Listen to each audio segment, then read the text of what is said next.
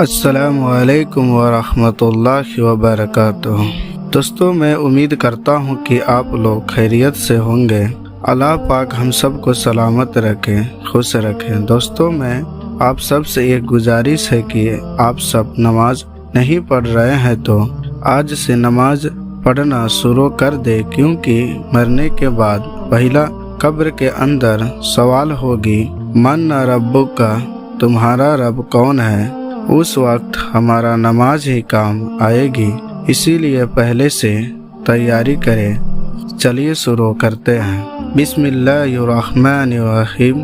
باب 26۔ ایک بات سننے کے بعد سمجھنے کے لیے دوبارہ اسی کو پوچھنا۔ حدیث نمبر 88۔ عائشہ رضی اللہ تعالیٰ عنہ سے روایت ہے کہ نبی صلی اللہ علیہ وسلم نے فرمایا، قیامت کے دن جس کا حساب ہو اسے عذاب دیا جائے گا۔ اس پر عائشہ رضی اللہ تعالیٰ عنہ نے عرض کیا کہ اللہ تعالیٰ تو فرماتا ہے اس کا حساب آسانی سے لیا جائے گا۔ آپ نے فرمایا، یہ حساب نہیں ہے بلکہ اس سے مراد اعمال کی پیشی ہے، لیکن جس سے حساب میں جانچ پڑتال کی گئی وہ ضرور تباہ ہو جائے گا۔ فائدے۔ معلوم ہوا کہ اگر دینی مسئلے میں کسی کو شک ہو تو سوال کے ذریعے اس کا حل تلاش کرنا چاہیے۔ حدیث نمبر 88، صحیح بخاری۔ چلیے شروع کرتے ہیں۔ بسم اللہ الرحمن الرحیم۔ باب 27۔ چاہیے کہ موجود غیر حاضر کو علم پہنچا دے۔ حدیث نمبر 89۔ ابو ہریرہ رضی اللہ تعالیٰ عنہ سے روایت ہے، انہوں نے کہا کہ میں نے رسول اللہ صلی اللہ علیہ وسلم سے فتح مکہ کے دن ایک ایسی بات محفوظ کی جسے میرے کانوں نے سنا، دل نے اسے یاد رکھا اور میری دونوں آنکھوں نے آپ کو دیکھا۔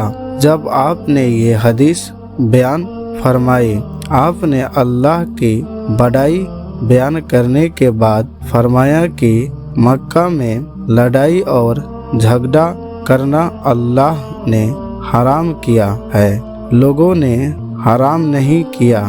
لہذا اگر کوئی آدمی اللہ اور آخرت پر ایمان رکھتا ہو تو اس کے لیے جائز نہیں ہے مکہ میں مار کاٹ کرے یا وہاں سے کوئی پیڑ کاٹے۔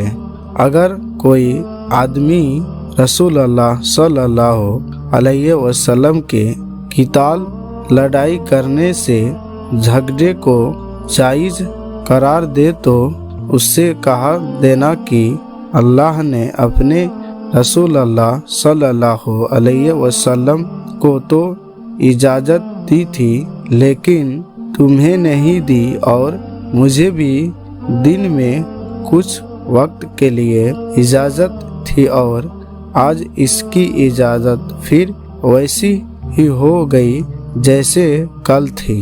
جو آدمی یہاں حاضر ہے اس سے چاہیے کہ غائب کو یہ خبر پہنچا دے۔